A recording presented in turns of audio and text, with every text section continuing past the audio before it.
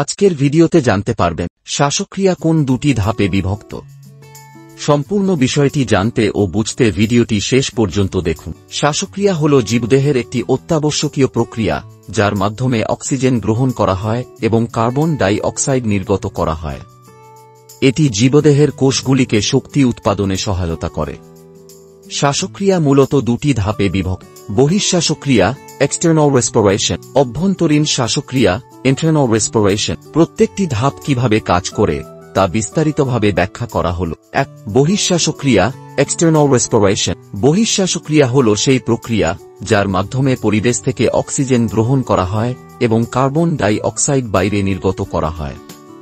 এটি মূলত ফুসফুসে ঘটে এবং এতে প্রধানত দুটি ধাপ অন্তর্ভুক্ত: বায়ু গ্রহণ ইনহেলেশন। এই প্রক্রিয়ায় আমরা নাক বা মুখ দিয়ে বাতাস গ্রহণ করি। বাতাস শ্বাসনালী ট্র্যাচিয়া হয় ব্রঙ্কাস ব্রনশিয়াস ও ব্রঙ্কিওল ব্রনশিয়ালস হয়ে ফুসফুসের অ্যালভিওলাই অভওয়াই পর্যন্ত পৌঁছায়। অ্যালভিওলাই হল ফুসফুসের ছোট ছোট বায়ুকোষ, যেখানে গ্যাস বিনিময় ঘটে। রক্তে উপস্থিত হিমোগ্লোবিন অক্সিজেন গ্রহণ করে এবং এটি সারা শরীরে পরিবহন করে।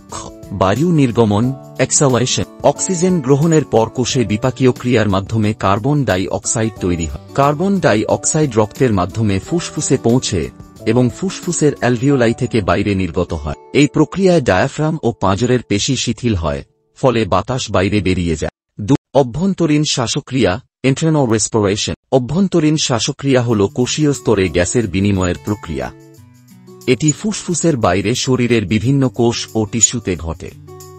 এই প্রক্রিয়া প্রধানত দুটি ধাপে বিভক্ত: অক্সিজেন পরিবহন ও ব্যবহার। হিমোগ্লোবিন যুক্ত রক্ত ফুসফুস থেকে অক্সিজেন নিয়ে দেহের বিভিন্ন কোষে পৌঁছে দেয়। কোষ অক্সিজেন গ্রহণ করে এবং এটিকে শক্তি উৎপাদনের জন্য ব্যবহার করে। এটি কোষীয় শ্বসন সেলুলার রেসপিরেশন নামে পরিচিত। কোষীয় শ্বসনের মাধ্যমে অ্যাডেনোসিন ট্রাইফসফেট উৎপন্ন হয়, যা শক্তির মূল উৎস।